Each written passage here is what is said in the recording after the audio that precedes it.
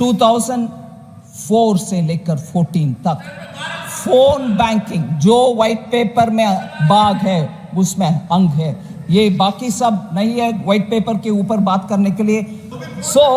सिफारिशों के सौगात से ही एनपीए संकट शुरू हुआ है।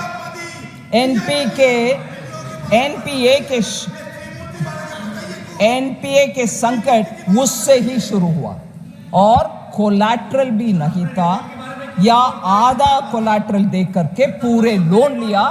जब एनपीए को सुधारने के लिए हम जा रहे हैं, कोलैटरल लोन अगर 1 करोड़ का था, कोलैटरल 30 लाख तक भी नहीं था। तो लोन देने के लिए बैंक को कंपल कर रही हो।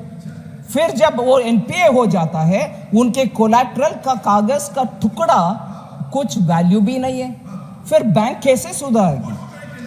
बैंकिंग में, इंडियन इकोनॉमी में कंपनीज का असर मैं बोल रही हूं। Gross non performing asset ratio in public sector banks increased by 12.3% in 2013 itself। उस समय ही 12.3% इंक्रीज हुआ gross NPA. Gross NPA in public sector banks 2009-10 में 2% था, 2.2% था, वो बढ़ करके 14% तक गया, 4.4% तक गया। Sir, return on assets for public sector banks fell from 0.97% to 0.5% between 9-10 to 13-14। Cost of funds, cost of deposits सब इंक्रीज हो गया था। बैंक्स ने लोन देने के काम को बंद करके बैठे क्योंकि उनसे आगे हो नहीं पा रहा था। No recognition of bad loans हो गया, आपको उसी समय पता चला, मगर बैंक बैड लोन को रिकॉग्नाइज तक नहीं किया और एवरग्रीनिंग भी हुआ। या but I have to set the context माननीय मंत्री जी। Sir, March 2014 the top 200 companies, this is absolutely important, top 200 companies, हाँ तक नहीं होना चाहिए जी, देश का बर्बादी आप कैसे तक हो गए? सर, टॉप 200 कंपनीज मार्च 2014 में top 200 companies with an interest coverage ratio of less than 1 owned banks, ये भी इंपॉर्टेंट डेटा है सर। टॉप 200 प्लीज बैठिए। अरे टॉप 200 कंपनीज, ये तरीका ठीक नहीं है। टॉप 200 कंपनीज कितना बाकी रखा बैंकों को सर, ये नंबर सुनना चाहिए वो लोग। Top 200 companies in March 2014 owed about 8.6 lakh crores to the banks। Bank को बकाया 8.6 लाख करोड़ था। पहचान तक नहीं हुआ उस समय। हमने क्या किया? 4 शब्दों कह करके मैं बैठ जाता।